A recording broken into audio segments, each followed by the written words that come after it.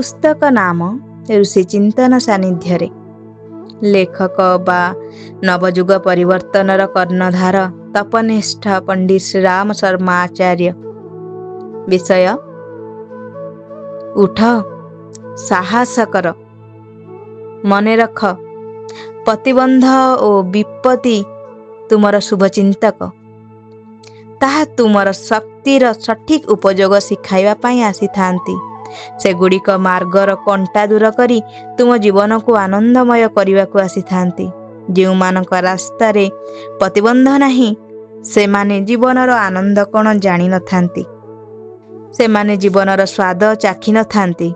जो मानक जीवन रे बड़ बड़ विपत्ति आसीची से माने जीवनर रस चाखी पारिछंती। से माने ही महान आत्मा रूप रे परिचित। तांको जीवन को ही वास्तव जीवन कहुए। उठ, उदासीनता त्याग कर, प्रभुंको आड़कू चाह। से जीवन पुंज अटंती। से तुमको ए संसार को निरर्थक पठाई नाहंती। से तुम पाई जे श्रम करिछंती ताको सार्थक करिबा तुमर काम। जे पर्यंत आमे संसार रे निजर जीवन को होम करि न थाउ से पर्यंत यह दुखमय प्रतीत होई थाए। बलिदान देउथिबा बीज ही वृक्ष रे परिणत होई थाए। फूल फल रे भरा ता जीवन सार्थक होई थाए।